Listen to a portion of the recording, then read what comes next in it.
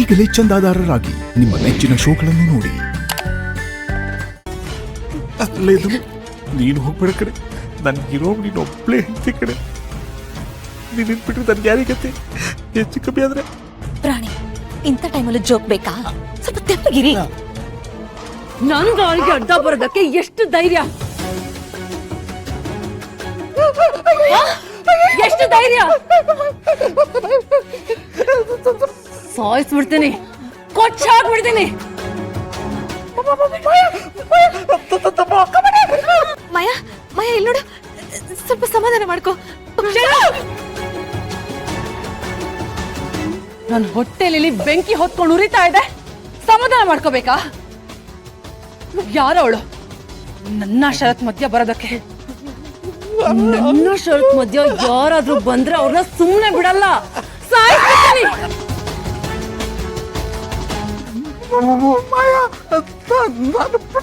ಪ್ರಾಣಿ, ಅಯ್ಯೋ ಯಾರ ಬಗ್ಗೆ ಮಾತಾಡ್ತಾ ಇದ್ದೀನು? ಏನ್ ಅನ್ಕೊಂಡಿದ್ದಾಳ ಅವಳು ನನ್ನನ್ನ? ಈ ಮಾಯಾನೇ ಆಟ ಆಡಿಸ್ತಾಳ ಅವಳು. ಮಾಯಾ ಇವರು ಪ್ರಾಣಿ ದುರ್ಗ ಅಲ್ಲ. ಹೌದೌದು, ನನ್ನ ಪ್ರಾಣಿ. ನನ್ನ ಪ್ರಾಣಿ ಕಿತ್ತಿ ಬಿಟ್ಟರು. ನನ್ ದಾರಿ ಗಡ್ಡ ಬರೋರ್ನ ಒಬ್ಬೊಬ್ರನ್ನು ಸೀಳ್ ಹಾಕ್ಬಿಡ್ತೀನಿ, ಸುಮ್ನೆ ಬಿಡಲ್ಲ, ಸುಮ್ನೆ ಬಿಡಲ್ಲ. ಮಾಯಾ ಮಾಯಾ ಇಲ್ಲಿ ನೋಡು, ದಯವಿಟ್ಟು ಕೋಪ ಕಡಿಮೆ ಮಾಡ್ಕೋ. ಅಲ್ಲ ಅಟ್ಲೀಸ್ಟ್ ಏನಾಯ್ತು ಅಂತನಾದ್ರೂ ಹೇಳು. ಇಲ್ಲೋಡ ಇಲ್ಲೋಡ, ಈ ಕಡೆ ಬಾ ಪ್ರಾಣಿ, ಈ ಕಡೆ ಬನ್ನಿ ಪ್ರಾಣಿ. ನನಗ್ ಏನ್ ಬೇಕು ಅದನ್ನ ನಾನು ಪಡ್ಕೋತೀನಿ.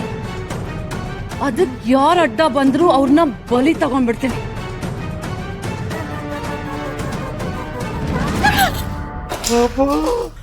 ಬದುಕಿದೆಯಾ ಬಡ ಜೀವವೇ? ಲೇ ದಮ್ಮು, ಯಮರಾಜ ಹಗ್ಗ ಇಟ್ಕೊಂಡು ಬಂದು ಜಸ್ಟ್ ಪಾಸ್ ಆದಂಗಾಯ್ತು ಕಡೆ.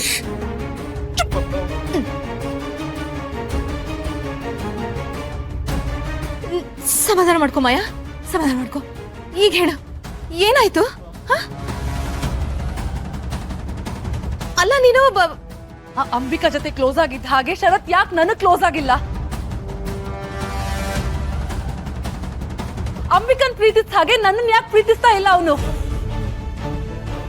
ಯಾವಾಗ ನೋಡಿದ್ರು ಹಿತ ಹಿತ ಅಂತ ಜಪ ಮಾಡ್ತಿರ್ತಾನೆ. ಸ್ವಲ್ಪ ಹೊತ್ತು ಅವಳಿಲ್ಲ ಅಂದ್ರೆ ಏನಾಗ್ಬಿಡತ್ತೆ? ಹಿತನೂ ಅಷ್ಟೇ, ನನ್ನ ಶರತ್ ಮಧ್ಯ ಮುಳ್ಳಿನ ತರ ಇದ್ದಾಳೆ. ನನಗ್ ಬರ್ತಿರೋ ಕೋಪಕ್ಕೆ. ಮಾಯಾ ಮೊದ್ಲು ನೀನು ಕೋಪನ ಕಡಿಮೆ ಮಾಡ್ಕೋ. ನೀನ್ ಇಷ್ಟೊಂದು ಕೋಪ ಮಾಡ್ಕೊಂಡ್ಬಿಟ್ರೆ ನಮ್ಮಿಬ್ಬರಿಗೂ ಭಯ ಆಗ್ಬಿಡುತ್ತೆ. ನೋಡು, ಇದೆಲ್ಲ ಸರಿ ಹೋಗೋದಕ್ಕೆ ನನ್ನ ಹತ್ರ ಒಂದು ಪ್ಲಾನ್ ಇದೆ. ಪ್ಲಾನ? ಏನದು? ಮನೇಲಿ ಸತ್ಯನಾರಾಯಣ ಪೂಜೆ ಮಾಡ್ಬೇಕು ಅಂತ ಮಾತಾಡ್ಕೋತಾ ಇದ್ದಾರೆ. ಆ ಪೂಜೆನಲ್ಲಿ ನೀನು ಶರತ್ ಪಕ್ಕ ಕೂತ್ಕೋ, ಅಷ್ಟೇ ಸಾಕು. ಯಾರ್ಯಾರು ಉರ್ಕೋಬೇಕೋ ಅವ್ರು ಸರಿಯಾಗಿ ಉರ್ಕೋತಾರೆ. ಆ ಪೂಜೆನಲ್ಲಿ ದೇವ್ರ ಆಶೀರ್ವಾದನೂ ನಿನಗ್ ಸಿಗತ್ತೆ. ಶರತ್ ಪಕ್ಕದಲ್ಲಿರೋ ಜಾಗ ಯಾವತ್ತಿದ್ರು ನಿಂದೆ ಅಂತ ಎಲ್ರಿಗೂ ಮನದಟ್ಟು ಮಾಡ್ದ ಹಾಗೂ ಆಗತ್ತೆ. Perfect, perfect idea. ಪರವಾಗಿಲ್ವೇ? ಈ ದಮ್ಮು ಬಿದ್ದು ಸೊಂಟ ಮುಕ್ಕೊಂಡ್ ಮೇಲಿಂದ ತಲೆ ಕೆಲಸ ಮಾಡಕ್ ಶುರು ಮಾಡಿದೆ. ರೆಸ್ಟೋರೆಂಟ್ ಅಲ್ಲಿ ಆಗಿದ್ ಸಾಕಾಗಿಲ್ಲ ಅನ್ಸತ್ತೆ. ಕೆಲವರು ಬೇಗ ಬುದ್ಧಿ ಕಲಿಯಲ್ಲ. ನೀನ್ ಕಲಿಯೋವರೆಗೂ ನಾನ್ ಬಿಡಲ್ಲ.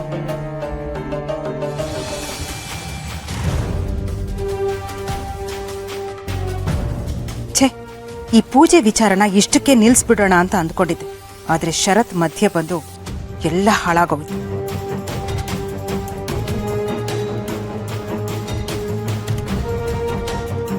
ಇವ್ರಿದ್ದಕ್ಕಿದ್ದ ಹಾಗೆ ಯಾಕೆ ಹೀಗೆ ಆಡ್ತಿದ್ದಾರೆ?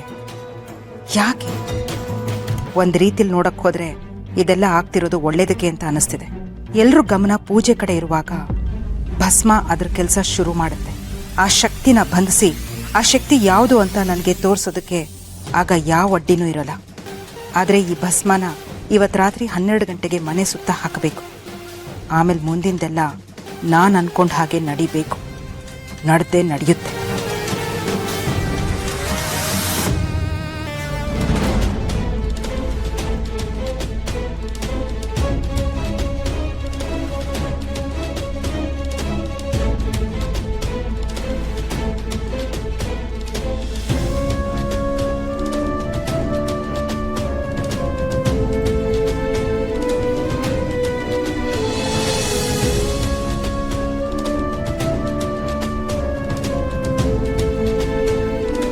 ಆ ಶಕ್ತಿ ಆಗಾಗ ನನ್ನ ಅನುಭವಕ್ಕೆ ಬರ್ತಿದೆ ಅಂದ್ರೆ ಅದು ಇಲ್ಲೇ ಎಲ್ಲೋ ನಮ್ಮನೆ ಸುತ್ತಾನೆ ಸುತ್ತುತ್ತಾ ಇರುತ್ತೆ ಅಂತ ಅರ್ಥ.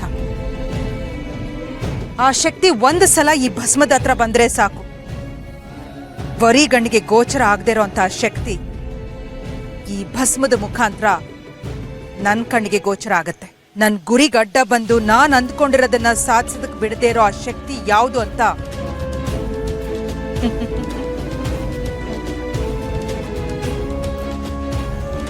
ನನಗೀಗ ಗೊತ್ತಾಗೇ ಆಗುತ್ತೆ, ಗೊತ್ತಾಗ್ಲೇಬೇಕು.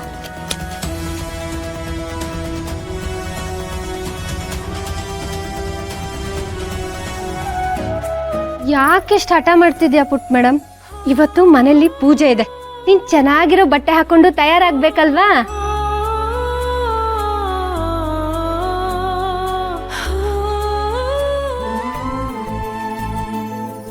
ಪುಟ್ ಮೇಡಮ್ ಹಾಗೆಲ್ಲ ಮಾಡಬಾರ್ದು.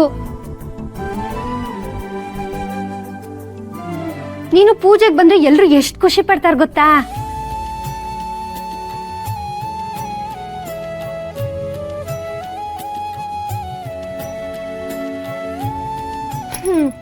ಸರಿ ಬಿಡು, ನಿಂಗೆ ತಯಾರಾಗಕ್ ಇಷ್ಟ ಇಲ್ಲ, ಪೂಜೆಗೆ ಹೋಗಕ್ ಇಷ್ಟ ಇಲ್ಲ ಅಂದ್ರೆ ಏನ್ ಮಾಡೋದು?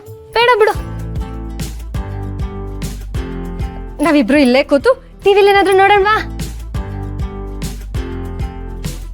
ಅಲ್ಲಿ ಮಾಯಾ ಏನು ಕಷ್ಟ ಪಡ್ದೆ ಆರಾಮಾಗಿ ಗೆಲ್ತಾಳೆ. ಹೂ ಪುಟ್ ಮೇಡಮ್, ಇವಾಗ ಮಾಯಾ ಬಾಸ್ ಜೊತೆ ಪೂಜೆ ಕೂತ್ರೆ ಅವಳೆ ಗೆದ್ದಂಗಲ್ವಾ? ದೇವ್ರ ಮುಂದೆ ಮಾಯಾ ಬಾಸ್ ಜೊತೆ ಕೂತು ಪೂಜೆ ಮಾಡಿದ್ರೆ ಮುಂದೆ ಅವಳೇ ಅವ್ರ ಹೆಂಡತಿ ಆಗೋದು ಅಂತ ಒಪ್ಕೊಂಡಂಗೆ. ಆಮೇಲೆ ಯಾರು ಏನು ಪ್ರಶ್ನೆನೇ ಮಾಡಕ್ಕಾಗಲ್ಲ. ಮಾಯಾ ನಿಮ್ಮ ಅಮ್ಮನ ಜಾಗ ತುಂಬ್ತಾಳೆ. ಮಾಯಾನ ನೀನು ನಿಮ್ಮಮ್ಮ ಅಂತ ಒಪ್ಕೊಳ್ತೀಯಾ? ಮತ್ತೆ ಹಾಗಾದ್ರೆ ನಿಂಗೆ ಮಾಯಾ ಗೆಲ್ಲೋದಿಷ್ಟನಾ? ಮತ್ ಯಾಕೆ ನೀನ್ ಪೂಜೆಗೆ ಬರಕ್ ತಯಾರಾಗ್ತಿಲ್ಲ? ಸರಿ, ಇವಾಗ ಏನ್ ಪುಟ್ ಮೇಡಮ್, ನಾನು ನಿನಗೆ ಪೂಜೆಗೆ ತಯಾರು ಮಾಡ್ಲೋ ಬೇಡ್ವೋ? ಜಾಣ ಮರಿ. ಬಾ, ನಿನಗೆ ಯಾವ ಬಟ್ಟೆ ಇಷ್ಟ ಅಂತ ತೋರ್ಸು, ನಾನು ನಿನ್ನನ್ನು ತಯಾರು ಮಾಡ್ತೀನಿ. ಹಾ, ಬಾ.